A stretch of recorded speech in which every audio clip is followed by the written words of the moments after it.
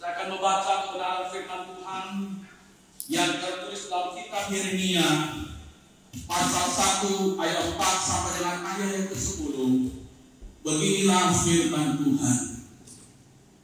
Firman Tuhan datang kepada aku bunyinya, sebelum aku membentuk engkau dalam rahim ibumu, aku telah mengenal engkau, dan sebelum engkau keluar dari kandungan, aku telah menguduskan engkau. Aku telah menetapkan engkau menjadi nabi bagi bangsa-bangsa. Maka aku menjawab, Tuhan Allah, sesungguhnya aku tidak pandai berbicara sebab aku ini masih muda. Tetapi Tuhan berfirman kepadaku, jangan katakan aku ini masih muda, tapi kepada siapapun engkau putus, haruslah engkau pergi. Dan apapun yang kuperintahkan kepadamu, haruslah engkau sampaikan. Janganlah takut kepada mereka, sebab aku menyertai engkau untuk melepaskan engkau. Demikianlah firman Tuhan. Lalu Tuhan mengulurkan tangannya dan menjamah mulutku. Tuhan berfirman kepadaku, sesungguhnya aku menaruh perkataan-perkataanku ke dalam mulutmu. Ketahuilah, pada hari ini aku mengangkat engkau atas bangsa-bangsa dan atas kerajaan-kerajaan, untuk mencabut dan merobohkan, untuk membinasakan dan meruntuhkan, untuk membangun dan menanam. Salam semuanya. Salam. Saya senang sekali bisa bertemu dengan Bapak Ibu pada siang hari ini.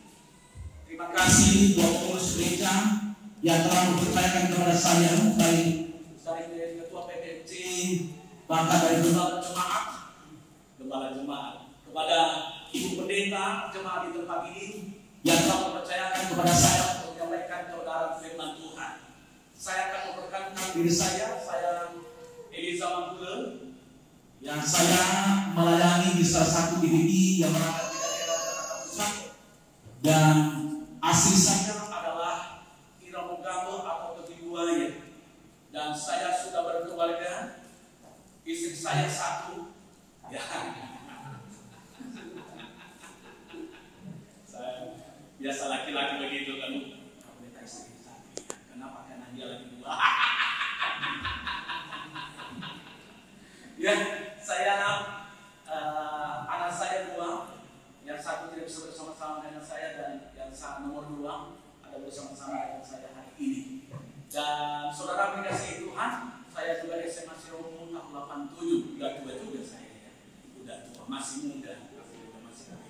Hari ini saya senang sekali bisa bertemu dengan orang-orang hebat, orang-orang yang luar biasa.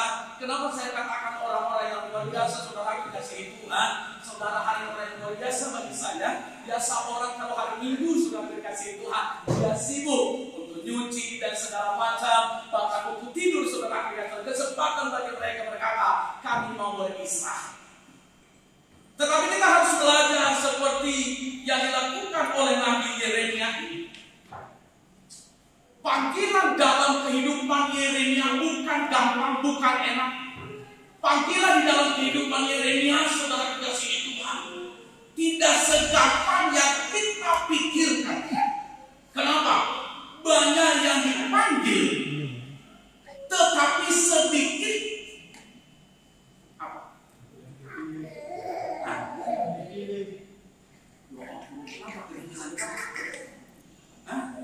Jangan takut, kita sama-sama orang yang sedang ngajakin. Jangan ngajakin. Gak usah jahin. Kita sama-sama orang yang saudara di situ. Ngapain jahin-jahin? Coba kalau kita dunia saudara, apalagi kalau nyanyi.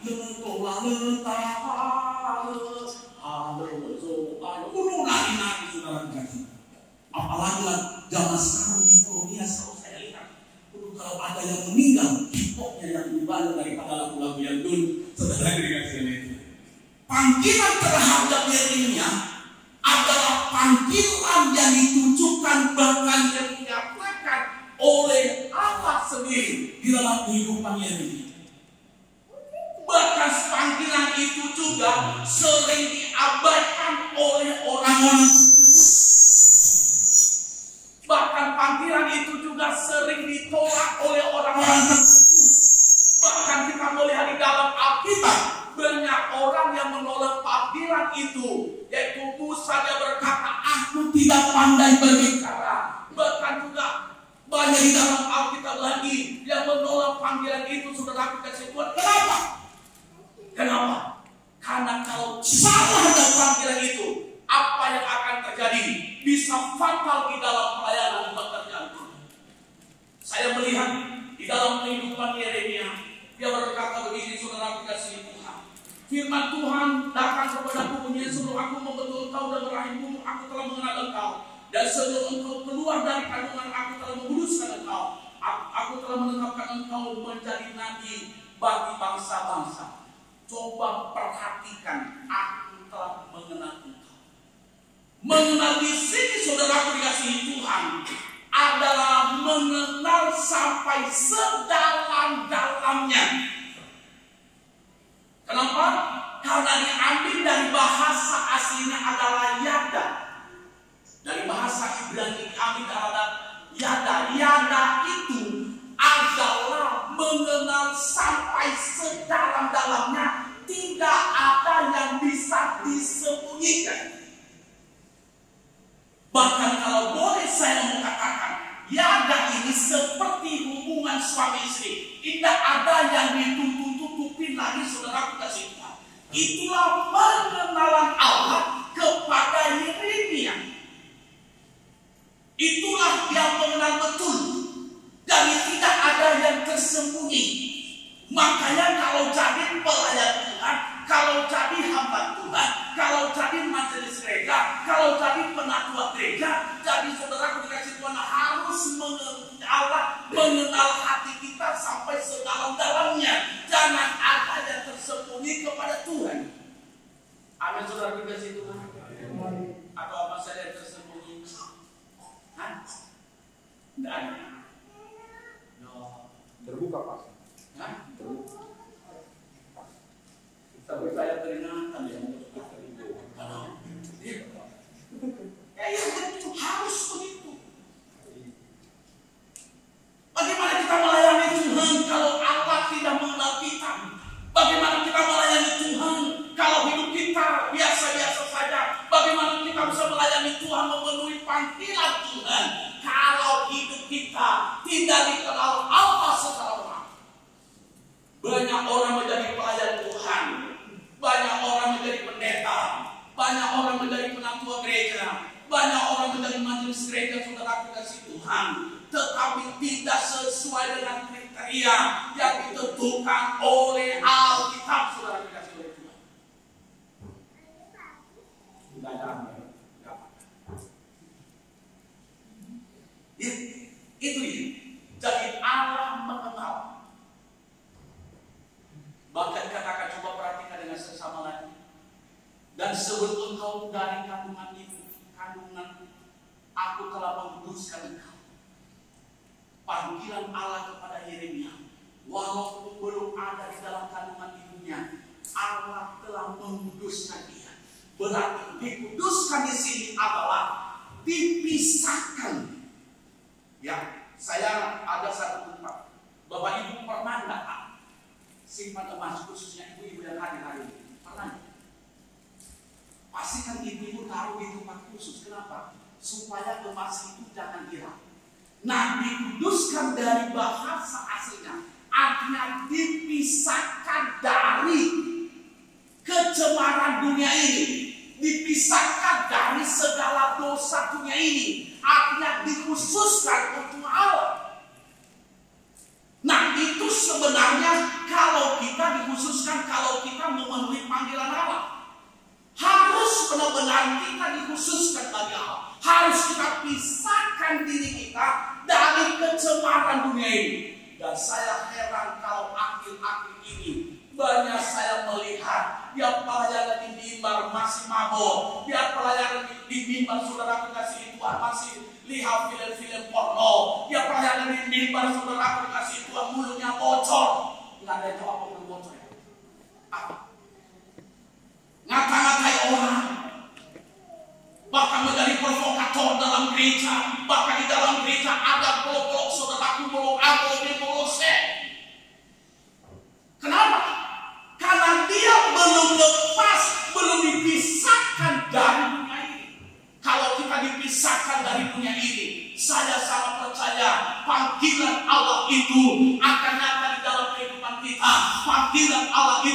akan bekerja dalam kehidupan kita. Panggilan Allah itu saudara dikasih Tuhan akan kita bisa membawa jiwa lebih banyak bagi kemuliaan nama Tuhan. Amin. Amin. Amin. Suara saya agak besar, biasa namanya kita orang kampung kan. Apalagi kita orang biasa dulu. Kalau sekarang sudah ada WA. Kalau dulu kita 80-an, apalagi Abraham Moses 80-an kan. Kalau kita ada yang meninggal, itu jarang makan kampung kita dulu jauh-jauh kan. Wih, ada yang meninggal, makanya begitu kan. Apalagi itu mati gitu aja sih kan. Ya, Tuhan Yesus. Jalan rumah satu dengan 500 meter. Jadi kita berteriak ada yang meninggal dan nanti ada ibadah jam begini ya. Makanya suara saya gede saudara dikasih itu. Ya itu. Jadi kita harus bisa dikhususkan bagi Tuhan. Pelayan-pelayan Tuhan. Jangan melayani karena hanya karena tampil ke depan. Jangan melayani supaya dilihat orang. Jangan melayani supaya saudara terkenal. Saya mau katakan adalah saudara adalah menjadi hamba yang tidak terkenal kepada Tuhan. Kenapa? Karena saudara tidak memenuhi panggilan Allah itu. Makanya hal ini saudara kasih Tuhan. Saya berikan di dalam PPT saya oleh panggilan Allah seringkali diabaikan oleh banyak orang percaya karena tidak meyakini bahwa dia layak untuk menerima panggilan tersebut. Banyak orang tidak meyakini panggilan Allah itu. Ada di depan saya tidak bisa. Jangan dong saya tidak punya uang. Untuk saya jangan dong saya tidak bisa beli gas. Jangan dong saya tidak bisa naik apa. Nanti kalau melayani naik ada motor. Jangan dong kan saya mampu. Naik punya mobil kan ke gereja nanti diangkat di gereja saya kan. Kenapa dia masuk dalam pelayanan? Padahal dalam pemandangan Tuhan, dia sudah dipanggil oleh Allah untuk melayani. Masih ada enggak? Kita pelayanan saya apa kita ini? Banyak pelayanan kita.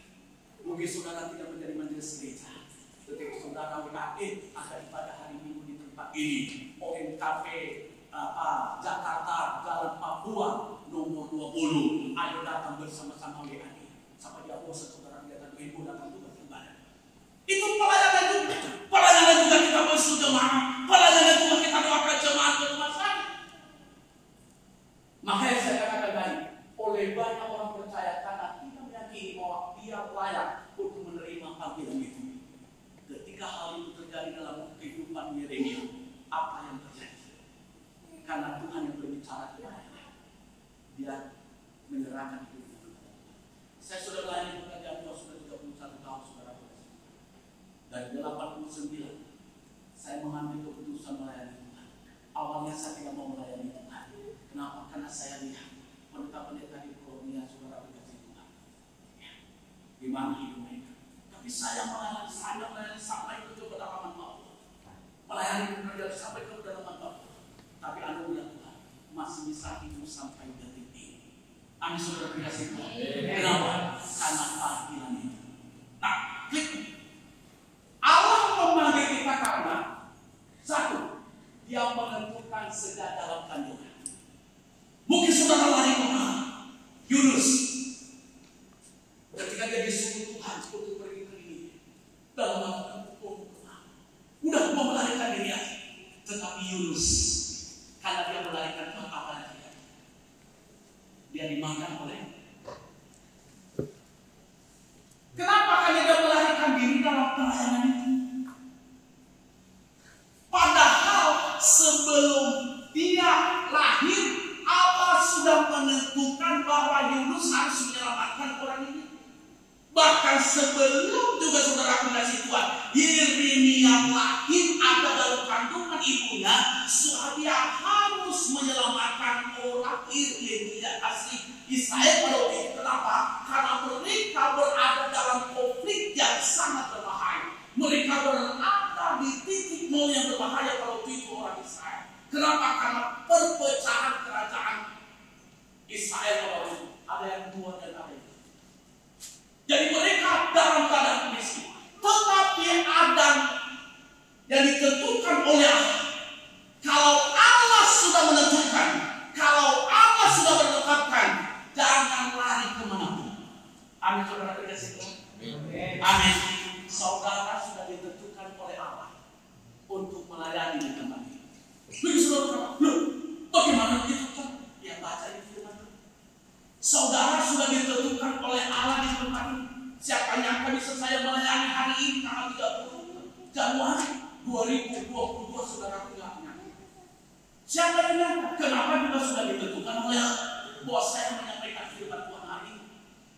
Siapa yang menyangka saudara menjadi WA, menjadi ditubuh saya ini? Siapa yang menyangka saudara menjadi single saya ini? Siapa yang menyangka saudara menjadi pemain musik hari ini? Siapa yang menyangka saudara menjadi soundman hari ini? Siapa yang menyangka saudara hari ini menjadi apa multimedia? Tidak ada yang tahu saudara dikasih Tuhan. Tetapi saya mau katakan, Allah sudah menentukan itu.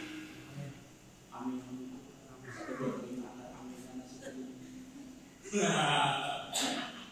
Allah sudah menentukan. Mulai kemana? Saya mulai kemana? Dipanggil oleh Tuhan 32 tahun yang lalu. Tahun 89 berapa tahun? 33. Saya mulai kemana? Tidak bisa. Walaupun kita hidup berada di kota Medan, di daerah Sambi, mulai kemana? Kenapa? Karena Allah sudah menentukan itu. Allah sudah menentukan sejak dari kandungan ibu kita. Makanya hari ini kalau Tuhan pilih saudara, kadang-kadang dia memilih saya pasti. Kadang-kadang cara Tuhan memilih kita bisa melalui gereja diajak kita pelayanan, bisa melalui pendeta jemaat diajak kita pelayanan, bisa juga melalui Tuhan mau lari kemanapun kita, pasti kita akan bahaya saudaraku seperti Yunus. Makanya hari ini kalau Allah sudah menentukan, jangan lari dari penjara. Yang kedua yang khusus memberikan kepada kita. Yang kedua, Allah memanggil kita karena Dia selalu memberikan keberanian kepada kita. Coba perhatikan ayat yang ke-6. Maka aku menjawab aku Allah. Sesungguhnya aku tidak pandai berbicara sebab aku ini masih muda. Tetapi Tuhan berfirman kepadaku, jangan katakan aku ini masih muda tetapi siapapun engkau. Tetapi kepada siapapun aku putus harus kau pergikan, dan apapun yang kau beritakan kepadamu haruslah kau sampaikan. Coba di sini. Berarti di sini selalu memberikan keberanian kepada kita. Orang dikasih Tuhan, saya bukan pemberani. Sejak kecil saya bukan pemberani. Tetapi sesudah dipanggil oleh hamba menjadi hamba Tuhan, saya baru bisa ngomong keberani di depan umum. Dulu saya tidak bisa berani ngomong di depan umum. Saya tidak berani. Tetapi sesudah dipanggil oleh Tuhan, saya mengerti betul bahwa panggilan Allah itu dalam kehidupan saya, bahwa Dia akan memberikan keberanian kepada saya. Apa yang terjadi seperti yang terjadi dalam kehidupan Yeremia, walaupun dia masih muda, tetapi roh Tuhan ada padanya saudaraku. Yeremia bukan orang hebat. Yeremia bukan orang yang berpendidikan. Yeremia saudaraku walaupun dia seorang anak nabi, tetapi dia adalah masih muda. Menurut tradisi orang-orang Yahudi pada waktu itu saudaraku atau orang Israel, diperkirakan dia tidak nyampe umur 20 tahun. Dia masih muda belia. Diambil dari bahasa aslinya nakal. Masih muda, belum nyampe 20 tahun. Tetapi karena ditaruh dalam dirinya, dia berani menyampaikan kebenaran firman Allah. Saya sangat percaya di gereja ini saudara kasih Tuhan, kalau Tuhan taruh kebenaran kepada kita, saya percaya akan terjadi kegerakan Allah di tempat ini, akan terjadi lawatan Allah di gereja ini. Kenapa? Ada roh keberanian bagi saudara untuk menjangkau jiwa, untuk menyelamatkan yang belum diselamatkan. Untuk apa saudara kasih Tuhan? Untuk merangkul orang-orang yang hidup di dalam dosa. Amin saudara Yesus. Amin. Roh keberanian itu, karena roh yang ada dalam diri kita lebih besar daripada roh yang ada di dalam dunia ini. Ada roh Allah dalam diri. Amin. Amin. Amin. Amin. Jangan takut. Mungkin saudara dipanggil menteri teman-teman. Jangan takut. Ada roh Allah di dalam diri. Saya percaya. Yeremia ini, aduh saya menemukan firman Tuhan. Saya menemukan. Kenapa? Karena ada roh Allah. Saya melihat di dalam firman Tuhan. Ketika mereka diberikan roh Allah dalam kehidupan mereka, dalam Alkitab, panggilan Tuhan terhadap Paulus. Paulus sudah dipanggil oleh Tuhan walaupun 3 hari ketika dia berencana untuk membunuh orang-orang tersebut ke Yerusalem. 3 hari di Damsyik dia buta saudara. Ketika saat itu dia menyerahkan dirinya kepada Tuhan, apa yang terjadi?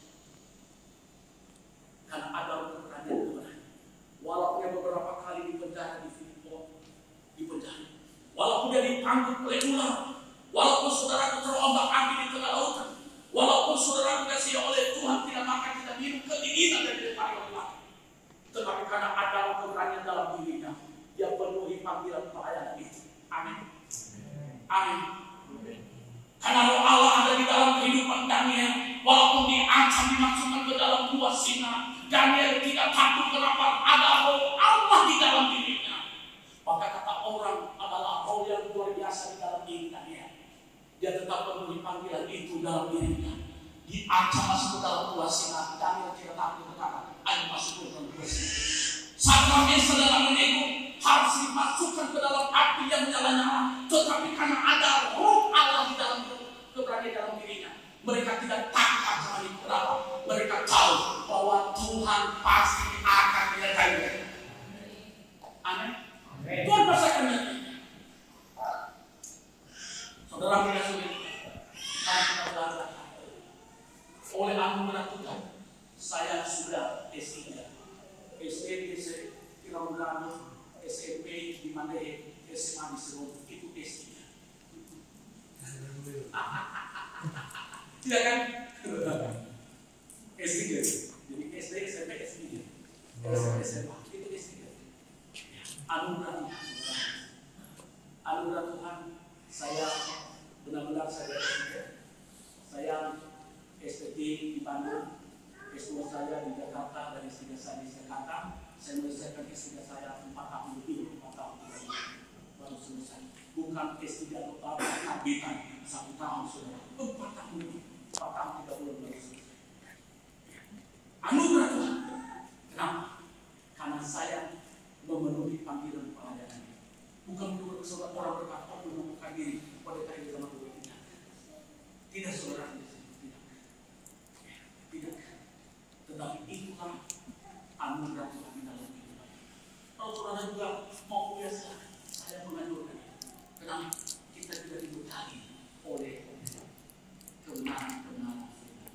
Bukan berkata, Pak, saya sudah tua, nggak apa-apa. Masih seorang S2, 78 tahun ini sudah saudara. Tidak berbeda. Kata orang Bogota, 78 tahun ini sudah S2. Ya, gitu. Makanya hari ini roh yang ada dalam diri kita, Tuhan sudah tahu hari ini. Ada saudara kita semua. Yang ketiga yang bisa sampaikan kepada kita. Allah memanggil kita karena Dia memberikan firman-Nya dalam mulutnya. Coba perhatikan dengan serta. Jangan takut kepada mereka ayat 8. Sebab aku menyertai engkau untuk melepaskan engkau demikian firman Allah. Lalu Tuhan mengulurkan tangannya dan menjamah mulutku. Tuhan berfirman kepada aku, sesungguhnya aku menaruh perkataan-perkataanku ke dalam mulutmu. Dia memberikan firman-Nya di dalam mulutnya. Artinya, mungkin kita berkata, kenapa Dia berikan? Artinya seorang yang dipanggil oleh Tuhan harus berani menyikapi dosa dunia ini. Tidak kompromi. Salah ya salah. Jangan nanti kita berkata dia yang menyumbang gereja besar, nggak ditegur kalau dia punya istri 2. Jangan karena dia membangun segala macam, karena dia sedang memberi, ini nggak ditegur saudara kasih Tuhan kalau dia bangun minum sana sini, nggak ditegur di dalam gereja. Tetapi ditaruh di dalam kehidupan Yeremia, yaitu dia berikan dalam mulutnya firman itu apa? Untuk menegur yang bersalah, untuk mengarahkan saudara kasih. Kadang-kadang banyak yang kompromi. Kadang-kadang banyak orang yang apa saudaraku, nanti kalau sudah sampaikan firman Tuhan itu, para hamba-hamba Tuhan di sini, para majelis gereja, para penatua, jangan pernah takut menyampaikan kebenaran firman Allah itu. Walaupun kalau ada kegiatan ucapan syukur kepada jemaat itu tidak diundang, tidak apa-apa saudara kasih Tuhan. Tetapi sampaikan kebenaran itu dengan benar saudara kasih oleh Tuhan. Amin. Sampaikan firman Allah itu. Kenapa? Firman Allah itu yang mengoris mereka. Firman Allah itu mendidik mereka. Jadi makanya Yeremia tidak takut lagi, yaitu karena Tuhan tahu dalam mulutnya, yaitu firman itu. Amin. Amin. Amin.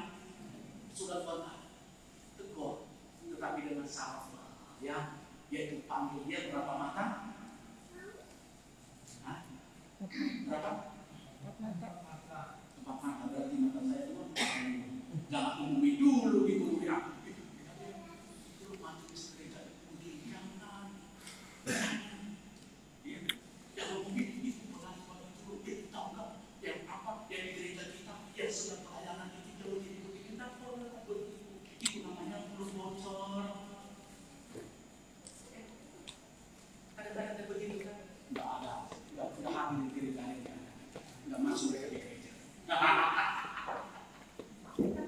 Itu jadi kita kalau ada firman Allah di dalam diri kita, saya sangat percaya saudara kasih Tuhan, kita akan berani menyampaikan apapun. Kenapa? Yang kita sampaikan itu adalah isi hati Tuhan. Yang terakhir saya sampaikan kepada kita saudara. Allah memanggil kita karena Dia akan mengangkat dan berkuasa atas bangsa-bangsa. Amin saudara kasih Tuhan. Amin. Tuhan mengangkat kita.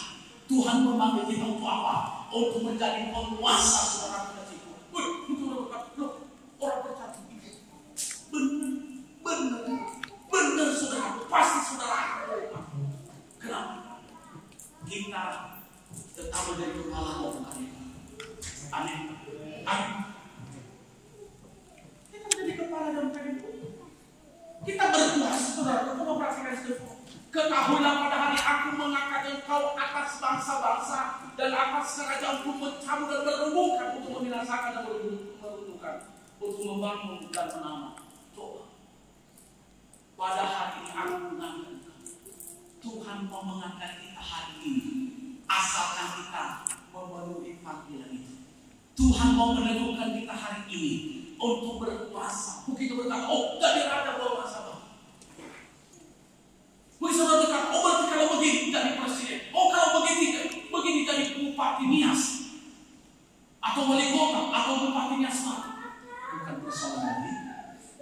Artinya berkuasa bagi bangsa-bangsa. Yaitu kita menjadi pemimpin bagi mereka saudara. Amin. Amin. Mau menjadi pemimpin bagi bangsa-bangsa. Hah? Amanahmu ke amin harus begitu dong. Harus begitu. Berkuasa. Begitu berkata jadi penjajah bukan. Begitu berkata jadi apa? Melakukan hal itu bukan. Kadang-kadang apa konotasi berkuasa itu kan bahaya sekali. Tetapi konotasi berkuasa maksudnya di sini adalah konotasi sesuai dengan kebenaran firman Tuhan. Artinya berkuasa. Kita bisa mengarahkan mereka. Kita bisa mendidik mereka. Kita bisa membina mereka. Sehingga mereka juga bisa percaya dan menerima Yesus sebagai Tuhan dan Juru Selamat mereka. Sebagai kesimpulan dari khotbah saya. Jangan pernah mengabaikan panggilan Allah. Apabila sampai menusa panggilan Allah. Ada lagi? Jangan sampai mengabaikan panggilan Allah. Dan apabila apakan menusa. Jangan mungkin abaikan panggilan itu. Ketika kita memenuhi panggilan itu, saya percaya kita seperti Yeremia.